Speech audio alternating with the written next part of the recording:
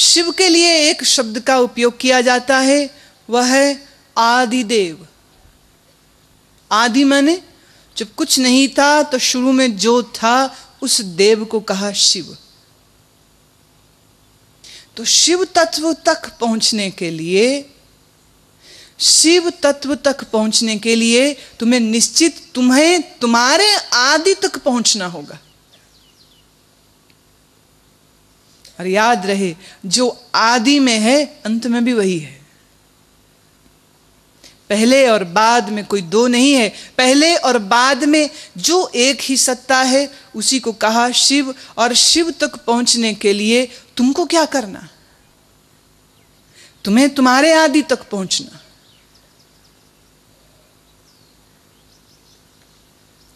शिव फिर कहूं है अंधकार। अब जो कोई बीच में अचानक आके मुझे सुनेगा शिव है अंधकार, वो सिर पीटेगा, वो माथा पीटेगा कि शिव का मतलब तो रोशनी होता है।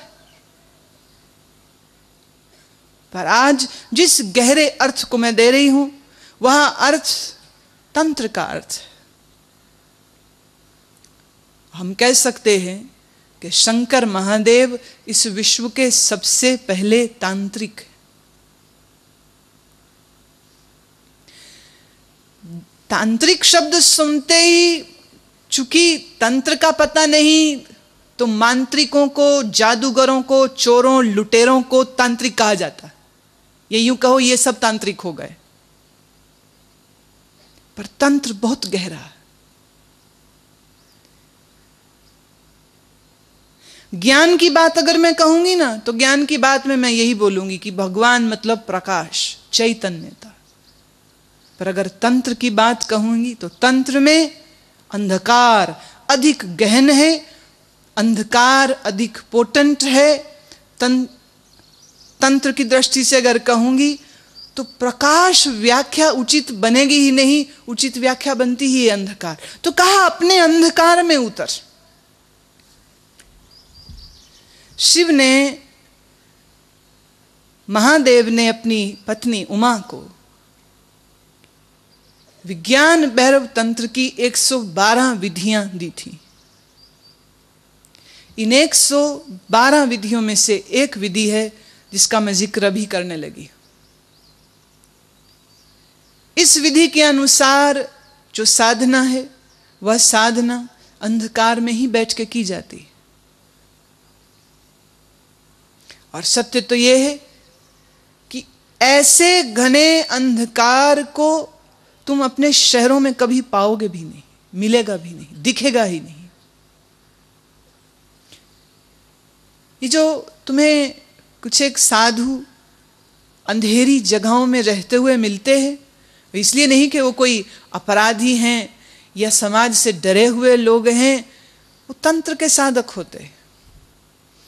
तंत्र के साधक को अंधकार पूर्ण जगह में रहना आवश्यक कहा।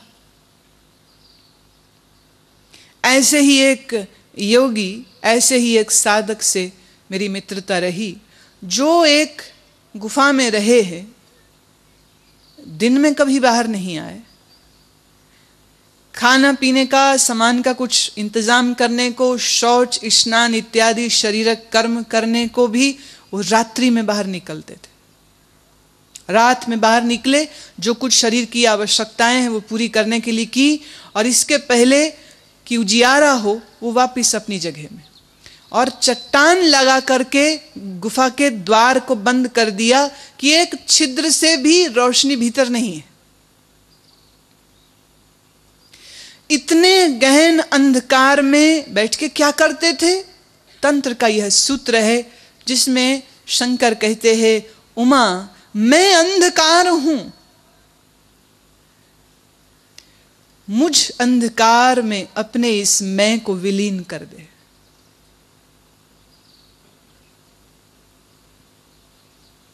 तो ये जो तंत्र का सूत्र है, याद रहे तंत्र साधारण लोगों के लिए नहीं है। तंत्र बहुत गहरा है, इतना गहरा है कि इसको समझने और समझाने के भी एक क्षमता चाहिए। और उस क्षमता को पाए बगैर इन साधनाओं को इसी कारण से खुले में न कहा जाता है, ना इन पब्लिक इनकी बात की जानी चाहिए। मैं भी नहीं करती हूं, इसलिए नहीं करती हूं। परंतु ये एक सूत्र, चूंकि प्रसंग ऐसा आया है, शिव शब्द का अर्थ करते हुए चूंकि अंधकार शब्द की चर्चा हो रही है, इसलिए मैं इस सूत्र को दे रही हूं। अंधकार में त्राटक की जाती है। अंधकार में, अब आज तक आपको जो मैंने त्राटक सिखाई है वो रोशनी पर सिखाई,